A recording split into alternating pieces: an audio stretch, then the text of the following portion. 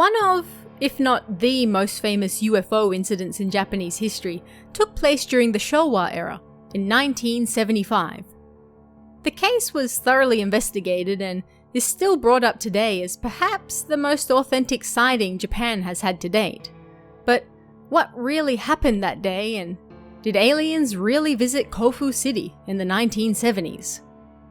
First things first, this incident is named after the location where the UFO was supposedly seen, Kofu City, in the middle of Yamanashi Prefecture.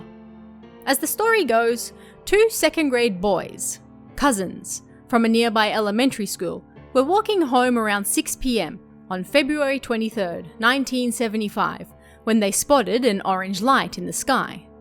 By this time, it was dark, so the light stood out sharply. This orange light followed them as they walked, so the boys panicked, ran, and tried to hide from it in a nearby graveyard. After that, they lost sight of the UFO, but it soon appeared again in a nearby grape vineyard. The boys noticed a bright light and thought the vineyard was on fire, so they ran over to it. A wrinkly creature which the boys described as looking like a nopperabo with chocolate-coloured skin then stepped out of a craft parked in the yard. It was about 120 centimetres tall, with no hair, but appeared to be wearing a mask and had 3 silvery teeth poking out of its mouth. The UFO was apparently the same size as a passenger car and disc-shaped, with 3 round landing gears on the bottom. The boys drew pictures of what they saw, as well as the creature that stepped out, and claimed that there was also writing on the craft, but they couldn't read what it said. Another of these creatures then tapped one of the boys on the shoulder from behind. The boy fell to the ground in terror and claimed that he played dead so the creatures would leave him alone. The alien apparently sounded like a tape recorder being played on fast forward, and some later accounts even claimed the creature spoke to the boy in Japanese, although this was likely an exaggeration and neither boy ever claimed this. The boys saw another creature inside the UFO who seemed to be sitting in front of a screen, and then, terrified, they both took off running. They returned later with family members, and although the creatures were nowhere to be seen, they found a glowing object in the vineyard. It wasn't the UFO, but rather something the size of a dodgeball that glowed orange and seemed to flicker in 5 to 10 second intervals. The mother returned home to grab the boy's father, who also returned and apparently saw the light, but then it faded and disappeared.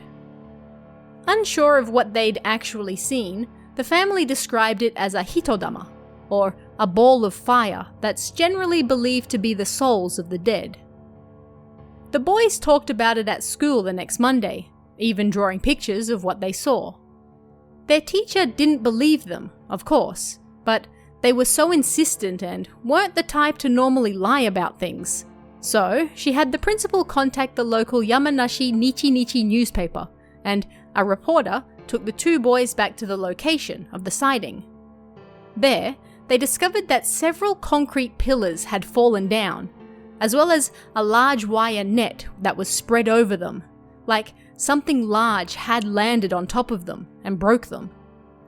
There were also several holes in the ground that the boys claimed came from the landing gear. Great interest was taken in the case after this. The mother of one of the boys testified to the media that she also saw something silver spinning in the sky, while the father claimed he saw a light that disappeared into the sky. And, it would seem, the family weren't the only people who had seen something strange that day. The manager of the Kofu City Environmental Center also claimed he saw a light glowing above the boys in the sky while they were playing on their roller skates. And another woman, several years later, claimed that when she was passing by the area where the boys saw the UFO, that she saw one of the creatures as well. Another student from the same school also claimed to see the light from inside a car when driving by. Now, it's important to keep in mind where these testimonies came from. They were interviewed by people working for UFO and occult magazines, who naturally had an interest in selling more magazines through outlandish stories and didn't especially pay attention to truth or accuracy. The owner of the vineyard where the aliens supposedly landed and left a flaming object was also interviewed numerous times, but his statements were never given to the public. Why?